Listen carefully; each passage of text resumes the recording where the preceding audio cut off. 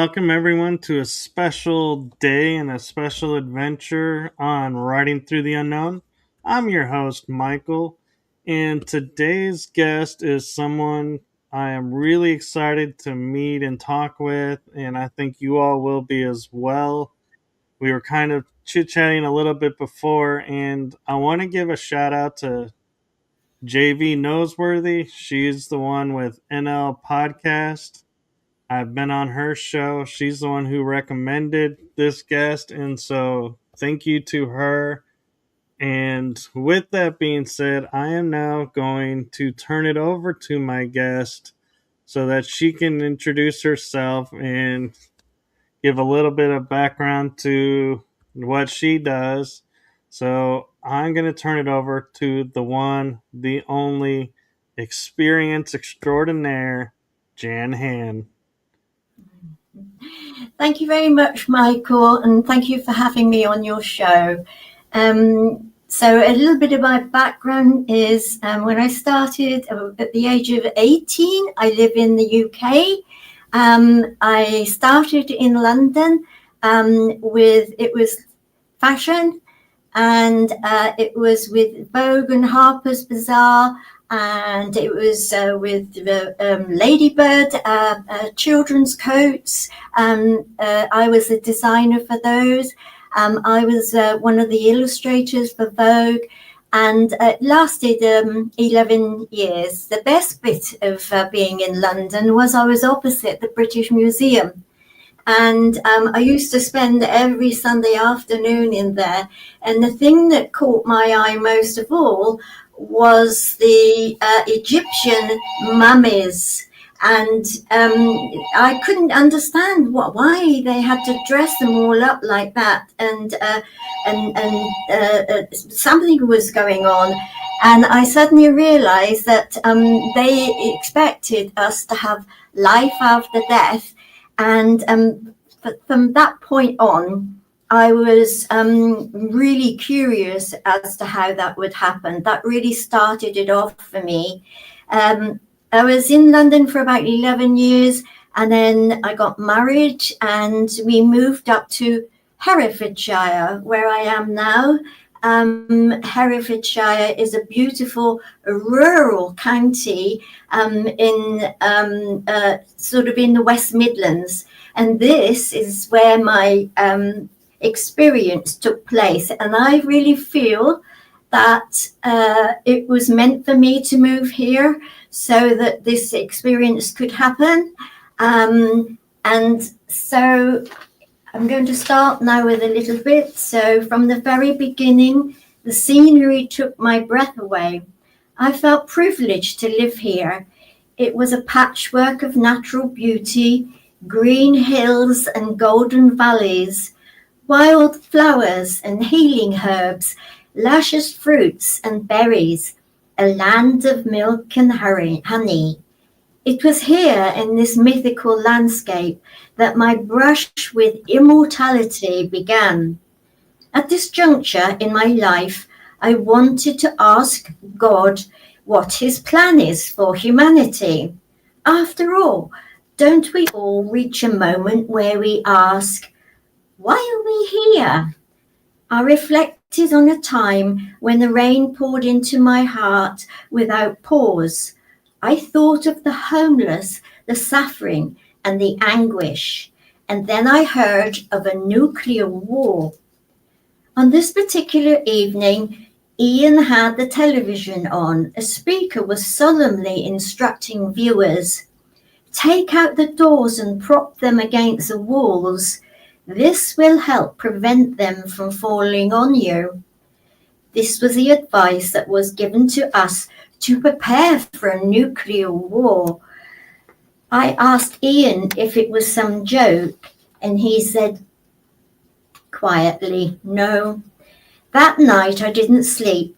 In fact, it was for 3 nights that I stayed awake, gripped by fear, for my daughters, for all of us. Then I saw an article about underground shelters that were fully equipped with survival kits for 3 months.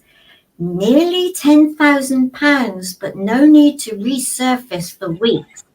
That was it. My answer is that we need to survive. I couldn't wait to tell Ian. He agreed. He said we had just enough money to build the shelter beneath the back garden. That night I slept well for the first half, and then a troubling thought woke me. What will happen when we resurface? How many others will be alive? Will the world still be habitable or poisoned? And once again I was in despair. I got angry. I had brought my daughters into this world under God's love and protection. It felt like my sacred duty to give them a safe, loving start to life. As a mother, I would do anything to keep them from harm. But I was stunned. Why wasn't God doing anything to prevent humanity from self-destruction? I wrestled with God for days and nights, asking, how can a loving, caring God allow this? Why, God, are you permitting such things? Where are you in all of this? Little did I realize that this wrestling match was to be the beginning of an immense affair with God. It lasted 3 years, although my family would say it has never truly ended. A few days later, it was Tuesday the 2nd of March 1982 at precisely 10:45 p.m. I was driving along a narrow country road in Herefordshire with my 2 young daughters in the back seat, supposedly asleep. As I drove down this lane, my eldest daughter began talking to me. What comes after 20, Mummy? I was puzzled. Do you mean 20, sweetheart, or 19? She shook her head. It looks like this, she said, tracing an invisible shape in the air. I turned slightly to see her gesture more clearly, and it was precisely at that curve that something utterly bizarre caught my eye. To the left of the curve is a stile leading into a vast field bordered by tall bushes. To the right is the lane we were driving on, which stretches approximately 352 yards or 0.32 kilometers. At the end of the lane, a main road branches off, leading to the International Communications Satellite Station in Herefordshire. Now, as I turned onto the lane, I spotted some weird lights hovering above the ground. They are clustered together in the front left of the corner of the field, suspended eerily in space. I did do a picture at the time after I got back, and this is roughly what I wrote down. So there they are, they're just scattered like that in the middle of the field. Well, actually to the front left corner of the field, suspended eerily in place. How do I know they were watching something on the main road, or perhaps far beyond towards the satellite station? I can't say, but the feeling was overwhelming. These lights weren't random, they were aware. Suddenly, the lights turned and sped towards us. It took them 3 to 5 seconds to cross the diagonal stretch of the field, roughly 440 yards. Even at 5 seconds, their velocity was around 180 miles an hour. And that's going some, isn't it? That is. These intelligent lights came across in a cluster, yet they were separate entities. This is the amazing thing. Their cluster was staggered, as if their speeds varied. Here they are, alongside the hedge that separated us from the field. Spontaneously, as if they'd spoken with each other, they spread out into a long line without bumping into each other. And this is the other one. If you can see there that they have eyes. The eyes were as big as I would say car lights. And the strangest thing was that between the eyes and going down, and which seemed to be caring for those eyes, is sort of a long stem which was waving. It wasn't stiff. It was waving with the wind or the speed, and they were about 6 to 8 foot above the ground, and they were dead up against the side of the hedge, which I was driving along the lane, and there was nothing else between us but the hedge. And they were about 3 meters away from me. That was all. And the lane was quite long. So there was a patter, and there was raindrops that tapped against the car's window. I couldn't understand. It wasn't raining. And then when they started to go in this line, and they're so close, it seemed as if it was misty because it was March the 2nd, and it was probably cold, but I had my windows closed in the car. But I wondered if it was the heat that is in there that turned, and maybe the heat more like because they rushed across this field at that speed, that had turned into rain. Maybe it was steam, because they seemed very misty as they were coming over. A mist rolled in with these lights, shrouding the lane in a hazy, dreamlike atmosphere. The lights, there were about 6 of them. They were now travelling alongside us, just 3 to 4 meters between us, hovering 6 to 8 foot above the ground. Each entity was comprised of 2 they were really bright, white, circular lights, approximately the size of a car's headlight, joined by a glowing fuzzy stem resembling vapor or plasma. The stems pulsed and swayed, not rigid but alive with energy. They were there, peering straight in at us, inquisitive beings with glowing eyes, and despite the shock, I couldn't feel fear. Their presence was almost hypnotic. I sensed no menace, only gentle, intelligent curiosity. I've always wondered why that was, because when I think about it, and when I see sort of like, pictures of them being that close and remembering how close, I can't understand why I sort of didn't stop the car in shock. I was in shock. That's probably what it was, a hypnotic shock. We rolled down. Jan, I was going to say, it could also be their energy being a loving, calm energy may have just been around you, and so you felt no need to be afraid. So that may be why you didn't react, is you weren't getting that kind of energy from them. Absolutely, I think that's right, Michael. I think that they had done something to me that with their energy that was making me calm and not to worry.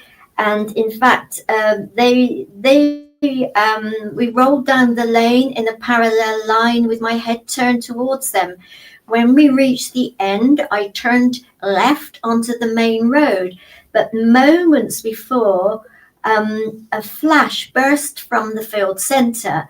Then another two explosions of light illuminated the entire field, and just like that, they were gone.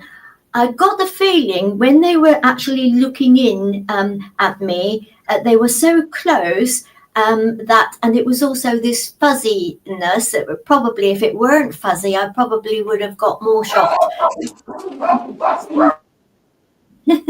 seeing them, so close and so clear. But it was more, to me, I think it was like we were on the same wavelength, but their power was far greater than mine.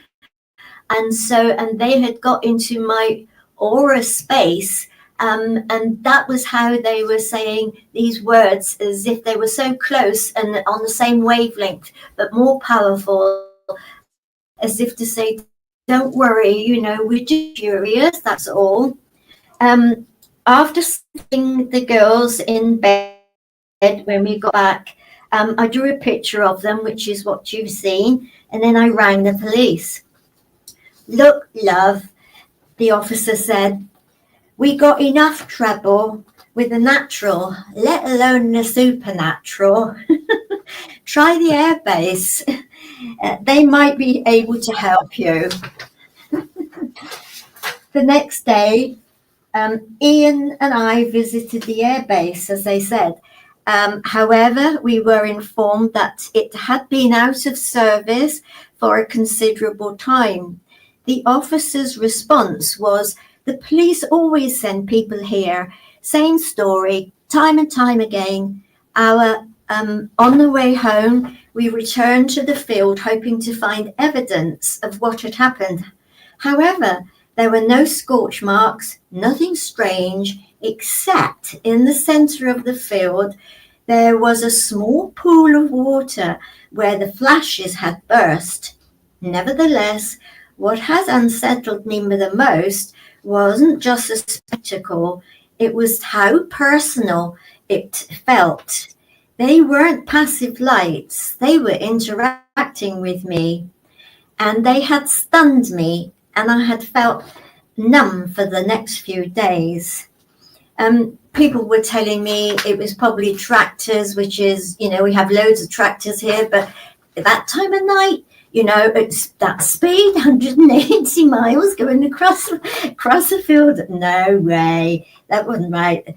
Ball lightning, they said, maybe it's ball lightning and swamp gas, but none of those fit. I mean, ball lightning, the real ball lightning, that wouldn't have stopped it there. It would have gone straight through the hedge, really. So, personally, then, I just want to say this after that, is that I know that people call them sometimes aliens, UFOs, or whatever. I will say, I had never heard of such a thing, never even known about them. I would say in the country, complete. They don't really want us to know much about that sort of stuff. But in this county that I'm in, it's very antiquated. That's why it's so pretty. But at the same time, this sort of thing is ush, don't sort of, oh, you're all right, and you lose your friends if you're not careful. But I want to say that I never found any fit. I never felt frightened of them. And I've never heard, now I've started to go down that road and done quite a bit of research, I will say that I haven't heard of any of them shooting anybody. I haven't heard them stabbing anybody. I haven't tripped anybody up. I haven't even heard of anybody them being rude to anybody, really. Okay, I think I had got an electric shock, but I just think that is part of them, really. That probably they didn't really mean to do that or understand. What do you think? I think it's incredible that you talk about, like, it had a sensation of raining underneath it, and I find myself thinking, they use different propulsion systems, like natural systems, where we're using synthetic or, you know, combustion systems. And so I'm wondering if that like rain effect of what you were experiencing with the cars was the effect of their propulsion unit mixing with the air, and that water coming down is what was keeping them in the air. And so because we honestly we don't know how their ships operate, and so that's the first time I've ever heard of water being underneath it. And I'm also, thinking too of the same notion of, every morning we talk about dew on the ground, and we write it off as, oh, it's the morning dew.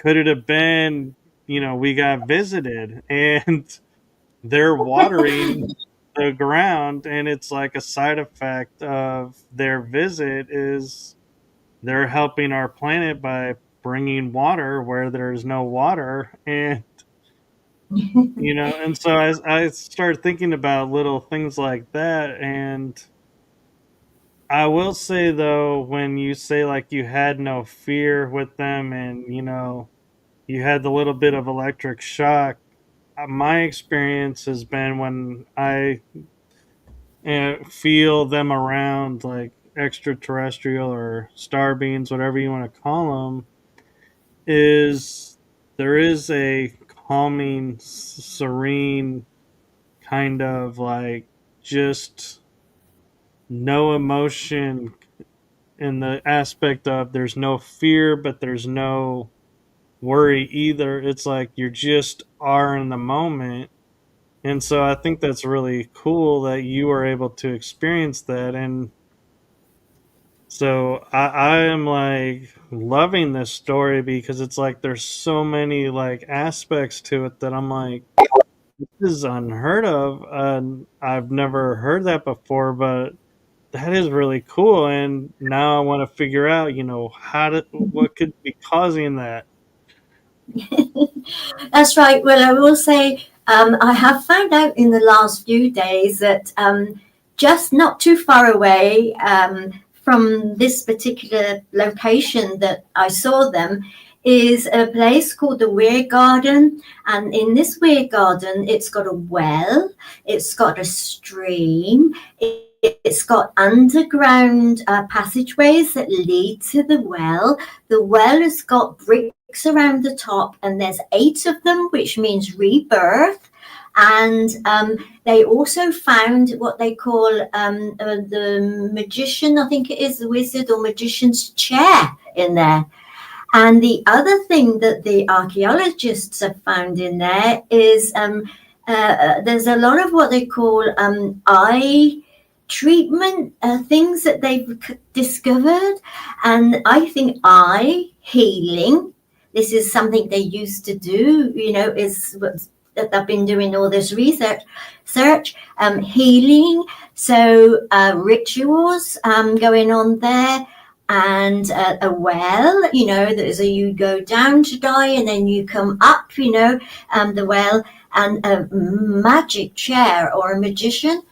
That to me are these things that I see, which I'm going to call Seraphim in a minute or now,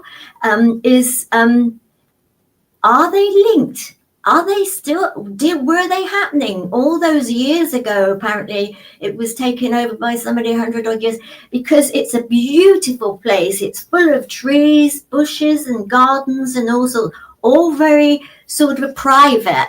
And I just think there's they definitely, well, they told me a few days ago that I asked them some questions, and they said, we have some really, really weird things happening here. Oh, I said, can I talk to you about it? I said, can I come and listen to it? And they said, yeah, sure. You come. So I've got a booking for them in between 20th and 24th. I'm going to go back there and listen to what happens there, because there may be a link between what I saw and those. that is still happening today, isn't it? Really, that they thought, it's just the gardens, really. So anyway, when I got home, for the next few days, I felt like I was in an electric cage at home. Every time I put my hand over radios that got batteries in them, they would come on. When I take my hands off, away from them, it would go off. I didn't have to touch them, just to go over the top, and they would come on. All sorts of things. My hair would keep standing on end like a brush cut, and lots of things really that were happening that were really strange. It was telling me that I had a link, if you like, with something like an electric shock. So I will tell you that after my intense pleas with help for God, I had seen those lights, extraordinary beings. I had asked God what he would do about all these dreadful things. And then I felt shame and guilt because I had questioned God. Here I was after, as though there was something more profound. My energy was completely drained and my confidence had slipped away. Yet a strange longing was blooming within me. And all I could think about was religion. I asked God, where do I go from here? Which religion is the right one? Which is the route? And there I stood once again, alone with pain in my heart. Surely something has gone wrong. I whispered in my mind, God, where are you in all of this? Which religion is the right one? If I'm meant to follow a path, please show me. I sent this appeal upward for several days and nights. Where are you, God? On this particular morning, with my hand on my heart, I stood at the kitchen window. With trembling sincerity, I held out my arms and offered myself as a sacrifice to God. I prayed with urgency by knocking. You can say we can knock the door and it will be opened, I said aloud. Well, dearest God, I'm knocking. I cannot knock any louder. To whom do I go? And to which church should I attend? Suddenly, a reply came instantaneously. A distinct male answered, ask none of these, but follow me. And it happened to be the Lord Jesus. Now, seeing as I've been in America and in the last few weeks, March, if you like, with podcasts, I've heard of Chris Bledsoe. Have you heard of Chris Bledsoe, Michael? And he talks about the UFO of God, right? And I got his book because it just seems he's got a picture of perhaps a Virgin Mary on the front or a bit of a man as well. And I thought, is it something like mine? And sure enough, in his book, he does mention like a repentance with the lady, he calls her, which is a virgin lady. Well, mine was just the same, and mine was with Jesus.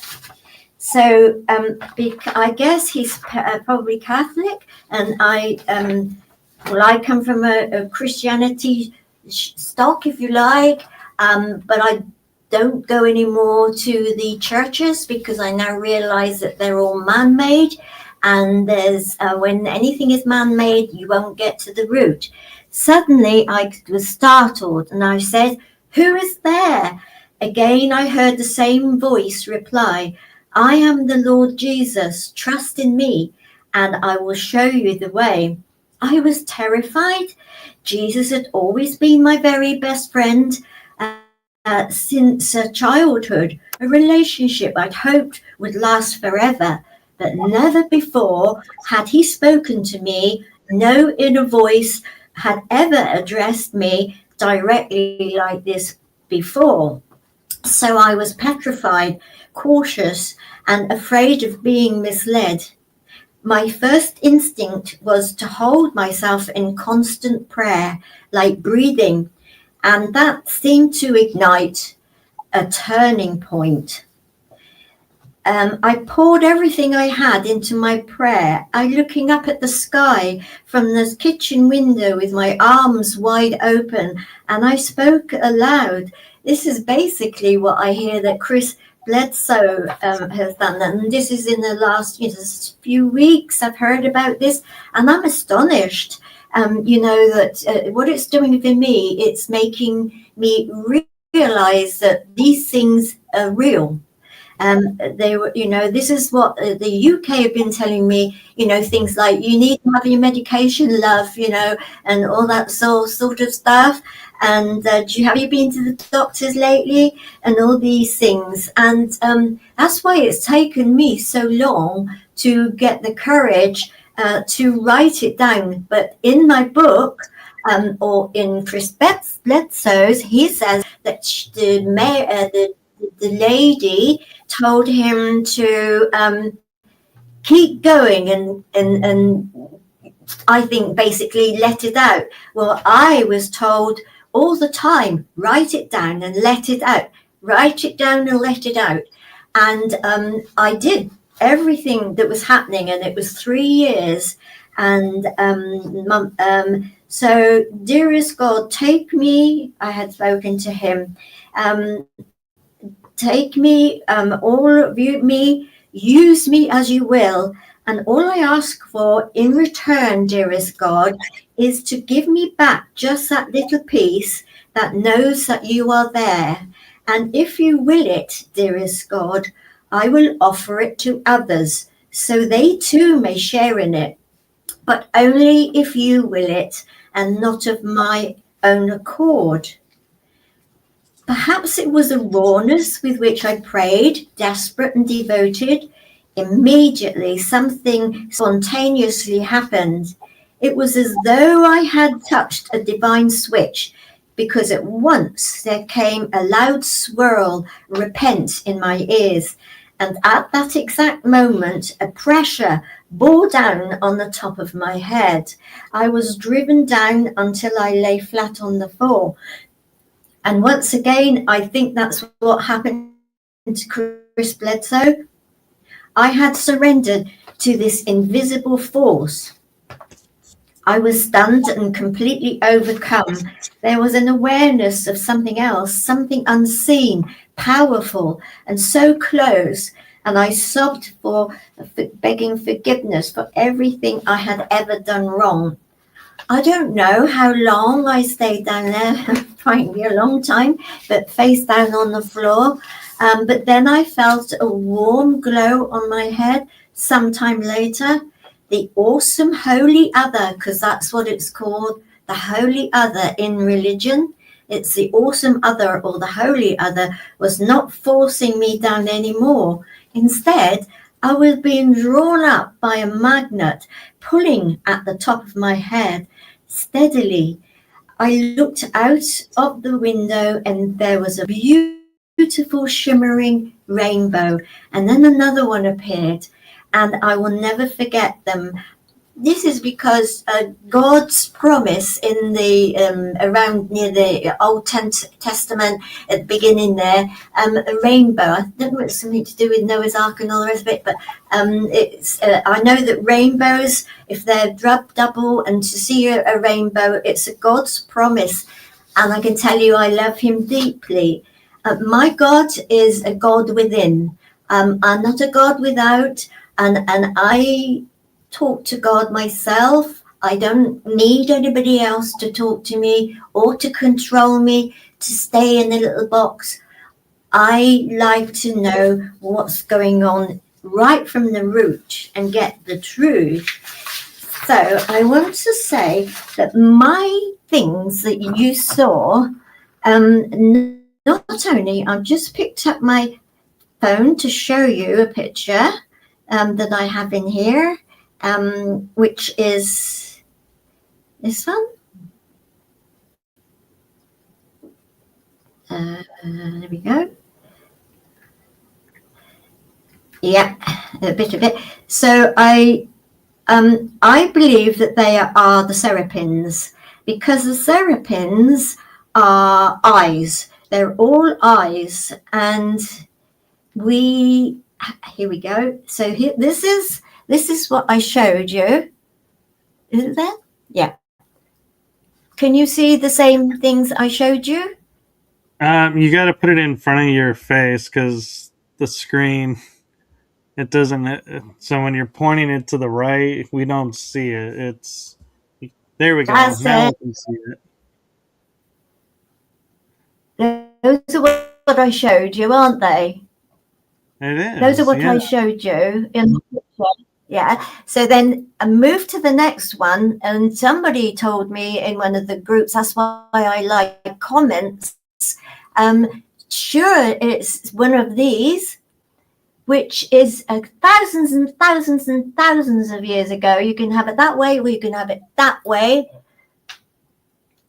And that is exactly, they said they thought it was just like that. And that is a painting in Utah on a cave. And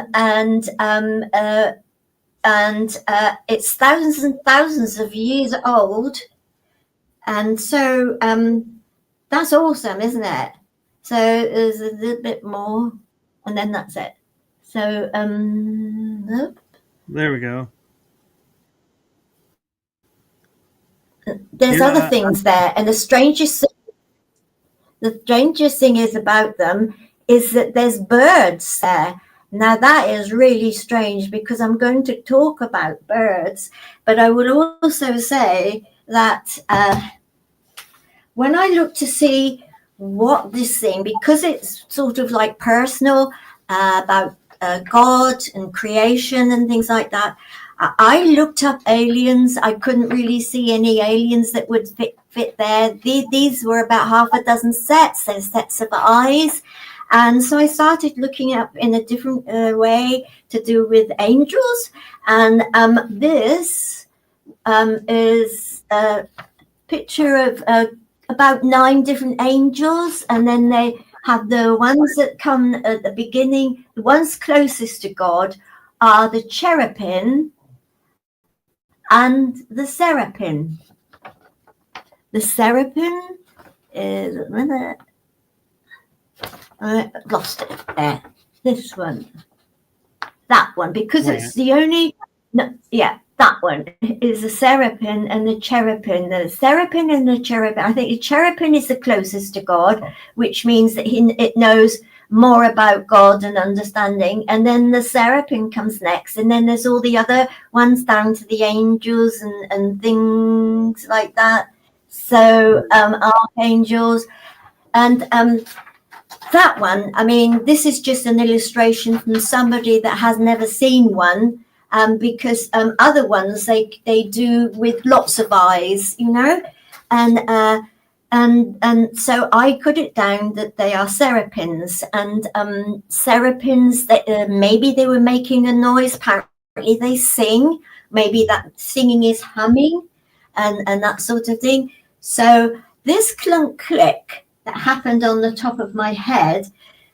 Also, somebody else that put a comment in one of the boxes afterwards somewhere, and they said that they had been studying this sort of stuff, and the clunk click was the start of a ritual. And then I started researching things, and I learned that the Seraphim apparently is the ascent, and the ascent, if you see Seraphim, it's the onset of an initiation ceremony that you're going to take place in. And that's exactly what happened, because the next stage is I start flying to the Great Pyramid. And the thing that I'm flying with is this thing that had landed on my head, this clunk click. It didn't want to let go. And it was it made me absolutely as if it's like a spider and a fly. I was paralyzed. I couldn't move. I had gone after I got up from the window, it was as if I was being pushed into a particular position in the kitchen, and I had to be this way and that way. And then all of a sudden, this clunk, click that went on to the top of my head, and then it started rising, and it seemed to be pulling me into two parts. And that's called the dual embodiment. And the dual embodiment is the same thing as the Ba. The Ba is the ancient Egyptian thing, which is a human being with a bird's head. And that's exactly what it felt like. If anybody was near me and listening, they would have said it was just as if a huge bird had taken me up and off. It didn't want my physical body. Oh no, I wasn't interested in the material body. It was after my energy, or your spiritual body, or whatever, electrical body. But they're all the same thing. That's what it was after. And I was left with a body, just the material body, which was just enough energy, although I was exhausted for the next 3 years, that was just telling me, keep going with your material life, your family and your work that you have to do, and just keep going. And then the other part of me is flying with this big bird.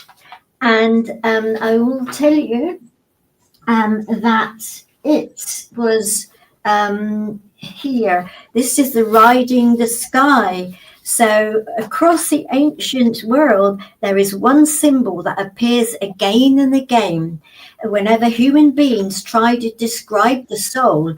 And that symbol is a bird. It doesn't matter where you look.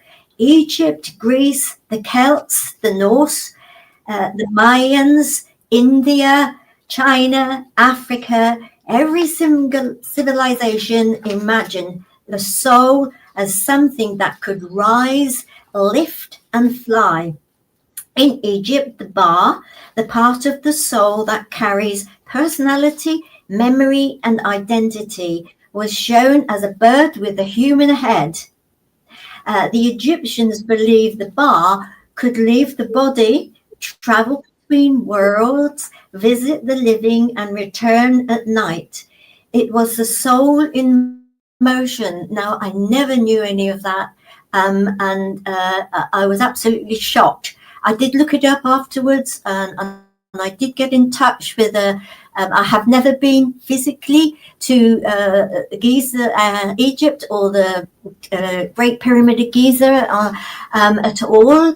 But I managed to, through Facebook, ask a guide that works on with the Great Pyramid and on the Giza plateau. And he said, what had happened to you is, he said, that's the Ba. He said, where did the Ba take you? Because, it's your soul. And I said, to the Great Pyramid of Giza. And he went back on his chair, and because it was done by Zoom. And he said, wow. And that was the beginning of initiation ceremony, which took place, the oldest initiation ceremony ever. That even the priests were the only ones that used to know it, apparently. So in Greece, have you heard of Ba then, Michael? I have, and I've actually been in the Great Pyramid in Giza and been on the plateau. Lucky you. Did you see the same? This is the thing, you see. My daughters went to see what, was in there, and they were taken to the Great Pyramid, the Upper King's Chamber. And all the things I told her about what I was in there in my spiritual is, it was like a big bell that was knocking, bong, bong, bong, bong. And I was shaking in there. And I don't know how, but I tried to block my ears of my spiritual body. I will tell you, it's really strange. But it was making me vibrate very much in there. But she said, no, it wasn't like that when I was in there. She said it was just hot. And I said, oh, yes, and I was really hot as well. But the strange things that happen when you're in there in your spiritual body.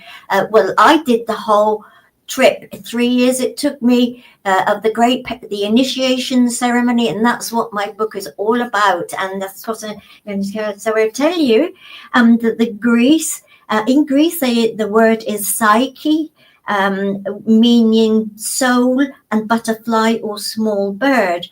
The soul was imagined as something that could slip free of the body and take wing. In the Norse myth, Odin's ravens, thought and memory, fly across the world each day and return with knowledge. It's a mythic way of describing consciousness leaving the body and returning with insight. And then it goes on and it says, Celtic tradition, birds guide souls into the other world. In Native American culture, eagles carry prayers to the Creator. In the Hindu text, the soul leaves the body like a bird escaping in a cage. In China, immortals transform into cranes to ascend to heaven. Everywhere, the same idea appears. The soul rises, the soul flies, the soul sees from above. And when you look at modern near-death experiences, people floating above their bodies, seeing themselves from above, traveling through light, you realize that the ancient symbol wasn't just poetic, it was experiential. It was human. And that's why the Egyptian bar resonates so deeply. Because when I had my experience, rising, floating, seen from, I later discovered that the Egyptians had given language to that state thousands of years ago. The bird is the bridge, and I saw the Grand Gallery in the Great Pyramid. Did you go up the Grand Gallery inside? All I saw was that I saw it was a huge bird, and I was on the on the huge bird, and I was on the bird's back. That's better. And it was taking me into the King's Chamber, and I've even done drawings as it was happening. Those things, the slots and things each side of it, in my experience, it was the bird's wings when it was up, all the wings like this, and the great step to get into the King's Chamber is the beak of the bird. And this is the real reason why it's been built, the Great Pyramid. It's our birthright. It is our inheritance, because when you're in there, you due to the structure, there is all sorts of vibrations, and the vibrations are transforming your energy into a higher energy, ready to move on in your next to another level in your life, because we don't die. Is that right, Michael? Is you agree with that? I do, and what I find interesting, as you're talking about with the birds, is most of the Egyptian gods, you have like Ra is the head of a hawk, Horus, his son, is the head of a falcon. You Yes, have Thoth, which is the god of wisdom, is the egret or ibis. the Yeah. ibis, and so most of the gods have bird aspects, and they recently did the movie Gods of Egypt or God of Egypt, and they made Horus like transform into a bird to fly around, and it was like a metallic form. But I was like, that was so cool to see them show, like, yeah, they are human form, but they're tall, but they turn into birds. And I was like, that was like an amazing thing to see, because I think that's more accurate. And when I was going into the King's Chamber, it was like, as you're saying, entering the King's Chamber, which is like the beak. I sat in I laid in the sarcophagus that's there, and everybody I was with, Yeah. we all had out of body experiences, and so it's like it makes sense, of how you're explaining it, like the beak, which is the breathing the air. And so what happens when you do an out of body experience? You let go and travel like the air.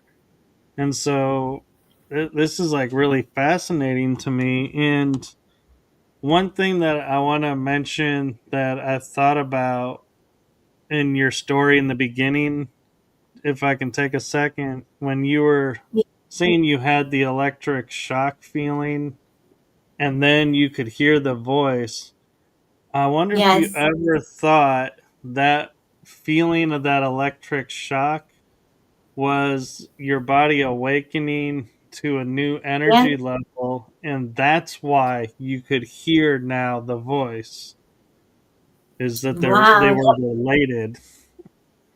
That's awesome. Thank you very much, Michael. That's thank you. All more comments with helping. It is really important. It's just the experience is really now trying to understand the root of it.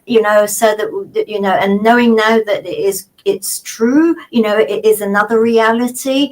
It is so exciting. I'm so pleased that the you Americans are setting all these things up because it's very important. It's made, all of you are, and of course it would have to be the USA, wouldn't it, really, because you're always in the front, really, of everything on the globe. I love that. There's astronauts. I don't think I wanted to be with them, but I just want to know what's on the other side of the moon. It's really great. So going on then, so the next bit is, I will say that when I was in the Great Pyramid, that every stage of it is awesome. And I will say that you then realize that we have to know about the Great Pyramid. It's the temple of God, and their God, of course, is Ra, or Re, isn't it? There's the sun. And oddly enough, Jesus has a lot to do with the sun. He's always, linked with the sun. That Great Pyramid is it's God, and it's a true religion. This is a true religion that everything else is come out of and made up their own sorts of things, to for their own things, really. But what upset me and made me go on this track at one time is that every time I used to ask them, what about this and that, because they have their set rituals, for different times in the year. Do they understand what they're actually telling us, really? And I asked him some of the vicar, and he said that Roy, we look in Corinthians and this and that, and I had a look, and I thought, well, what's that got to do with it? I'm no better off now. So I thought maybe this is why this happened as well. It knew I was ready to move on. I really understand what's at the root. But my book is talking about the initiation ceremony and how it happened, and quite honestly, it sits in the center of the planet, when all those thousands of years ago must be the oldest temple of God, the true God, and the true religion. And I will say, and that we need to forget everything else on the planet about this sort of stuff. We need to concentrate on the Great Pyramid and understand it, from the heart, from the beginning. I will say that it's smack bang in the center of the planet before the land mass, separated into continents. But it was why put it in the center of the land mass. It was meant for all of us. And I will quickly say this bit and add it in, that it is Jerusalem, I was told it's the navel of the planet, and that is where all the power comes from, apparently, and all the above and below, interact. And that also Jerusalem. Now, Jerusalem has 70 meanings, which basically put them all together, and it means peace on earth. Well, that doesn't seem to be happening at the moment so far, as on this place.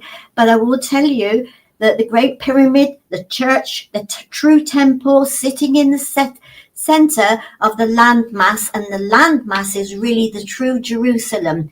Everybody and every the population and everything is God's people, and it's get them all together to understand the one thing together, and then that is peace on earth, which is what's going to happen next. But the next thing I need to tell you is that we're on number 2. So on number 2, which is part 2, civilizations in stars. So the Silurian hypothesis. Have you heard that, Michael? I've heard Silurian, but I don't know that I've heard the Silurian prophecy. So the Silurian hypothesis is a thought experiment. This is part 2, but the other half of it won't take me that long though. Civilizations in the stars, right? So is there any civilizations in the stars? Well, the Silurian hypothesis is a thought experiment which assesses modern science's ability to detect evidence of a first advanced civilization, perhaps several millions of years ago on Earth. The word civilization refers to a stage of human social and cultural development and organization considered most advanced. The most probable clues for such a civilization could be carbon, radioactive elements, or temperature variation. The name Silurian derives from BBC science fiction series Doctor Who. Astrophysicist Adam Frank and climate scientist Gavin Schmidt proposed the Silurian hypothesis in 2018 paper exploring the possibility of detecting an advanced civilization before humans in our geological record. They argued that there has been sufficient fossil carbon to fuel an industrial civilization since the Carboniferous period, which was approximately 35 million years ago. However, direct evidence such as technological artifacts is unlikely to be found due to the rarity of fossilization and Earth's exposed surface. Instead, researchers might find indirect evidence such as climate change, sediment anomalies, or traces of nuclear waste. The hypothesis also speculates the artifacts from past civilizations could be found on the Moon and Mars, where erosion and tectonic activity are less likely to erase evidence. The concept of pre-human civilizations has been explored in popular culture, including novels, television shows, video games, and short stories. Well, so let's take it further. And I will tell you, well, we'll take it further. What are the plausible candidates for a Silurian hypothesis world? Well, in alternate evolution projects, intelligent humanoid dinosaurs are probably the most common version of this. But what other species provide a good starting point? A preference is for it to be a branch of cephalopods, as modern octopuses are clearly intelligent, and you can also play with the rather crazy idea that the evolution from squid to octopus is compatible with a suite of genes inserted by extraterrestrial viruses. It also raises many interesting questions about underwater technology. But that's a separate issue, or is it?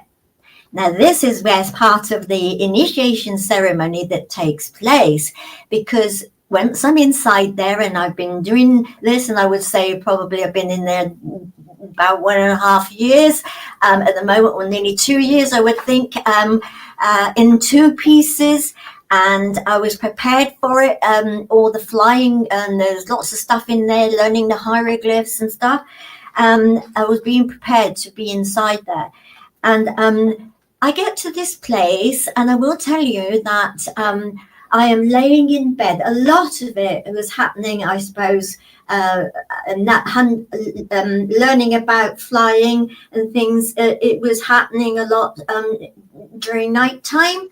Maybe it would come across clearer for me, these things.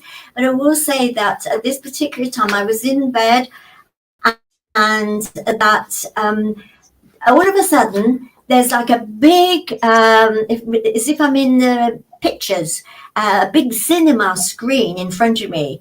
And I look, and I'm still laying down. And as I'm laying down, I see a fish. So they said, or is it separate issue? Well, or is it? And this fish is a big whale, and it comes up, and it's in the sea, and it comes up high above the sea, and then it goes back down again. And then I notice that there's all these buildings, houses in front, and there's a coast, and they're all on the coast. And so I'm looking at this sea, which is with the coast and the houses in front of me. And then it comes up again, but this time it's a dolphin. Now, dolphins are extremely intelligent. Apparently, they're the most intelligent things on the planet. And it comes up, and then it comes down on the other side, and then it turns, and it starts coming towards me. And I thought, wow, it came out of the screen, and it's coming out through these houses, and coming up. And it touched my foot on the outside, and it was really cold. And as it came up my left leg, and it came up right up to my waist. Now, I have heard another person was talking since in the last few weeks that she was in bed, and she said that there was this lovely feeling, and it was something that was cold and wet, that it came up her side of her, but she said thigh. Well, I say waist, and up to the waist, and it was making me shudder and vibrate. And they call that a consummation, or in the mystery, it's called the wedding, marriage. And this fish then, and then it just disappeared. And I will say that apparently this way it was done like vibrations. It was I was being converted via vibrations from this fish, this dolphin. Then after that,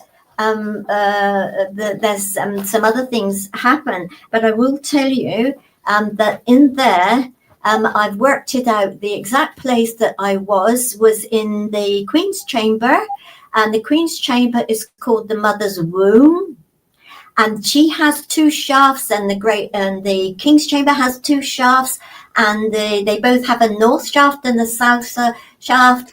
And this was the south shaft. It has to be, because the south shaft is pointing to Sirius star, the Sirius star, and they have fish on there. So we are 50% fish and via this dolphin stuff, and 50% fish and 50% human from Earth. And so and that is a promise. And I can tell you, because I have here, that there is just something in this book, and this is a Babylonians. Yep. A lot of their gods are... There's them keeping... Are they? Really? Really? A lot of So, a lot and of the then bags the you'll see other, have like fish tails and bodies. wow, that is so exciting. I'll just tell you there's another one on that one page. And this one is the Sumerians.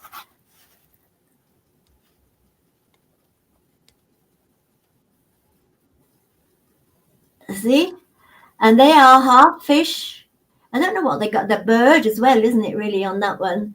They do. That's and then the other thing is that I learned in through research that in Egypt that they have a temple called Hattor's Temple, which is a temple of creation, and it's in Dendera. And inside there,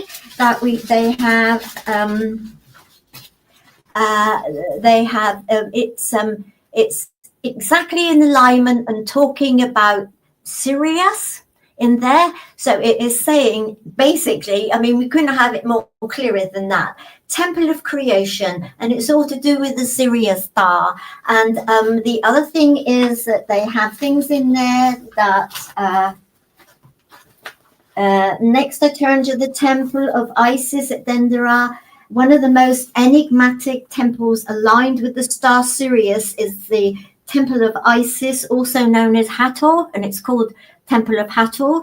And Isis is Hathor, the same thing, but they have like shape shifting, really, role playing, and Dendera. So in here in Hathor's temple, you can see that there are two fish as well. Let's have a look. There it is. See the fish? Yeah. So that is, and also they have a fish that is going around something to do. I can't remember the fish has got a name, but anyway, that's that. And I can't remember its name now. There's another one, and then here is Hathor. No, sorry. This,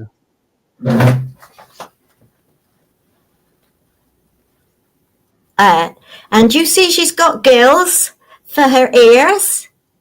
They're gills. They're not ears. You know, I've never noticed that, but you're right. Yep, she's got gills for her ears. I don't think anybody's noticed them, but of course I'm looking in there for things, the same. And that is, why did you go in there? No. So those are gills, and she herself is actually telling us that. And the other thing is, I'm just telling you these things. What do you notice about their eyes? They always do those sort of things, don't they? Their eyes, they're like fish. Are they trying to tell us something on our face? And do you not think that they're like these aliens as well? It's all to do with eyes. Even the aliens, they have these big eyes. But this, to me, they always do them with their makeup and stuff like that. It's like fish. Yeah, I see it, and I've often wondered that myself, why like Osiris had the fish look to the eyes is the most prevalent, and he had the blue skin, which was also remnant of being in the water. Who's this? Sorry, which one? Osiris. Osiris. Yes, absolutely. Yes, he's the god of the underworld, isn't he? And he came down with a crash and started life here. And that's all in my book as well. I will just tell you this bit then, and then so don't let me tell you. I must tell you about Jesus at the end. So just one bit. So anyway, so that's my experience, and even the Great Pyramid as basically hinting, if they can't hint any louder and clearer, to have a shaft that is pointing exactly as Sirius out of the 4 shafts, you know. That means that it's important to them as well, and it is, you know, if that's the sort of thing that happened to me, is it going to happen, you know, it's a way to get the vibrations in that Queen's chamber. So the carvings and it says the pictures I've showed you. So yes, it's possible to have created a water-based civilization created by non-humans. This is not fiction. This is fact.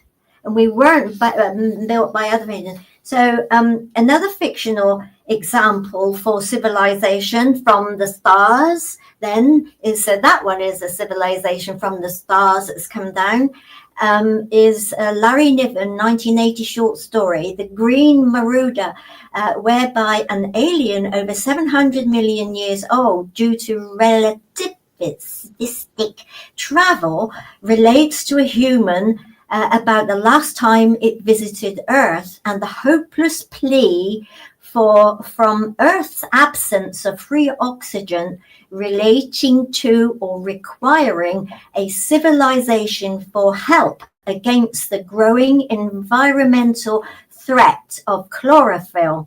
The hypothesis forms the basis for some version of the crypto-terrestrial hypothesis explaining the existence of UFOs. The crypto-terrestrial hypothesis proposes that reports of flying saucers or UFOs are evidence of a hidden Earth-based, technologically advanced civilization. Could this be possible? And where would they be to keep an eye on us as well?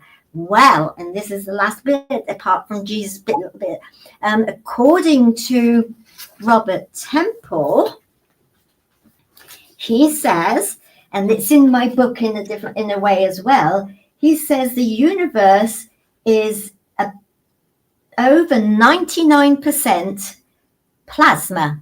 So that gives us, on the material, atoms and stuff like that, 1% chance of any more like us, really, if you like, because our atoms matter. So he's saying the universe is over 99% plasma. He says that we have seen that dusty complex plasma interacting with electromagnetic fields can evolve sufficient complexity to count as alive. We have seen too, in certain cases, that complex dusty plasma contains such high levels of complexity, including quantum phenomena, that it may reasonably be speculated that they are also intelligent.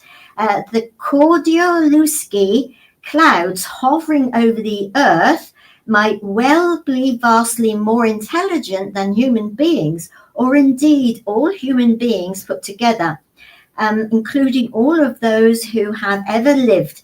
So vast are the potential computing powers of the huge clouds, which together are 9 times the size of the Earth, so that in size they dwarf our planet and its moon. We have seen that plasma may be a medium by which the bizarre behavior of particles and waves in the quantum realm may erupt into the human or macro realm, for example, in the manifestation of lightning balls. It says that the quest has only just begun. Once you grasp this, you can begin to realize what we really are. So is that where they come from? What is that where they're looking down at us all the time, so close between the Earth and the Moon and on those clouds, and as big as what they are, 6 times or something? So it's a thought, isn't it? Is that where they live? Is that where they put themselves so that they can get, and close to us? But it's definitely to do with the next era. And I just want to say one thing that is really important out of all of it. Did I get to find out about God? And I think I have. And there's just one thing. Jesus came into the king's chamber, and I saw him the first time that he was in there. He showed me his hands, and they had just still have the wounds from the thing in the hands where he's taken off the cross. And so there was the resurrected Christ in the king's chamber of the Great Pyramid of Giza. And he said to me lots of things which you'll find in the book, but the most important things that he said to me was, this is his knowledge. In other words, he said, this is my knowledge. The Great Pyramid is where he got all his knowledge from. This is his knowledge. This is his wisdom. And he's begging us to understand all about it. And to this will move the new era in as well. And he says other things, but it's definitely time that we all get together and relook where we want to find the root of why we're here and where we come from and where we're going to go from here. Then that's all it's all in the initiation ceremony. You get to understand and to know all those things and what happens after. Thank you for having me, Michael. But what do you say about that? Well, what I find interesting is you're talking about Jesus, being in the king's chamber, and a lot of people don't realize, because according to the Catholic Church, we have the little boy Jesus, and then we have the 33-year-old Jesus with nothing in between. And what happened in between is he was in Egypt, he was in Greece, he was in India. I mean, he was traveling the world. And so it is very possible and most likely probable that he did step foot in the king's chamber and was in the Great Pyramid with his studies and learnings. And so I wasn't sure if you were aware of his worldly travels between the scriptures. And so there, that's some, validation for you as well. And I think that what amazes me too is when you look at the symbology of the gods, as we're talking about being like fish, Ra is always pictured as being on a boat in heaven and the stars above, bringing the sun and keeping the worm or the devourer at bay. Well, if you look at the symbology of that, a boat is sailing on water. And so therefore, there's another connection to like the fish aspect, and the world was created out of water. And so there's that as well. And it just is so interesting to me. And like Pisces is the symbol is the two fish in unity, where it's really the only water sign that has the fish. And I've often wondered, with every representation, one, why is Pisces the two fish, not just one? Because the Catholics use the one fish. And of all the water signs, why none of the others are aquatic animals? And so that's, something to look into too while. I would say yes, absolutely. But when you think Jesus is very much shape-shifting a lot, to me, well, that's a big story, but that's about Jesus. But he's definitely not, all human all the time, if you like. He is. I also did going up the Grand Gallery, pass a baton, that through history. So Jesus is for us now, but years ago it was Horus. they're the same children, they do and say the same things through history. So it's like passing the baton through history, really, to keep it going. And the reason to keep it going is to get people, the time is right now. And I don't know, somebody was saying yesterday somewhere, something's going to happen in 2026 and it's to do with Jesus. But I will say that was what I was told, to write it down and let it out, and to say that is Jesus's knowledge. And that's where his wisdoms come from. And we've got to start looking in the right places to get us out of this mess. So where can people find and get a hold of your book? It's on Amazon, and it's with my name, Jan Hann, and it's called The Great Pyramid of Giza. The initiation ceremony Hall of Records is inside us. When you do the initiation ceremony, you realize that you've already had it inside us for a long time, in your consciousness, if you like. And that's exactly what happens with the initiation ceremony. A lot of your consciousness is broadened, opened, wider. It's ready, preparing for, to us learn more about above. I mean, you can see it's being drawn in all the time, really. This planet, we just don't know who we are, where we are, and what we are, really. It's really time for a change, and this is it. Just going back with fish, the fish in the Bible, there's a lot with Jesus, a lot to do with fish, isn't it? His disciples were fishers of men, and some of the parables, he's trying hard to talk about. And yes, absolutely, in Galilee. So I just shared the link to your book so people can find it hopefully faster. And so thank you for sharing this with us, and thank you for sharing your experience in writing it, and so people can read it today, tomorrow, in the future. So blessings to you for doing that. And I just want to say to you, my heart and the heart of my shows to you, thank you for sharing this. Thank you very much for having me, Michael. You're welcome.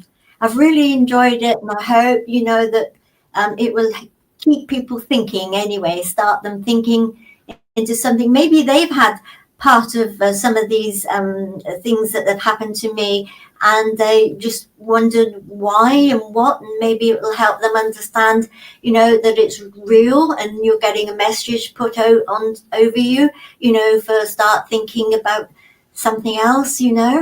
That's what I want, really, is a lot of people to maybe, if I hadn't have seen all of you, I wouldn't know whether my thing was true or not, and it's it needs to be let out, and it leads people need to know these things, be allowed to know these things, if that's the right thing, so that they can move move on with their life.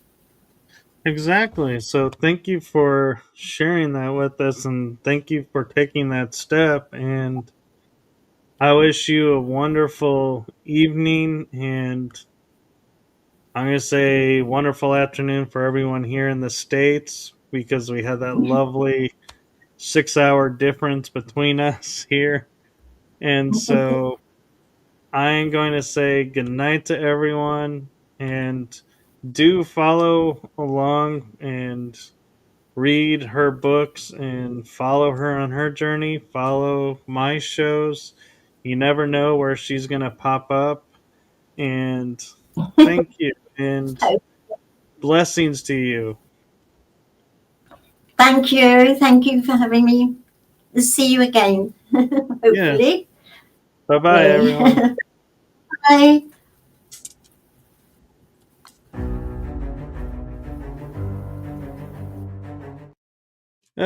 Let's try that again.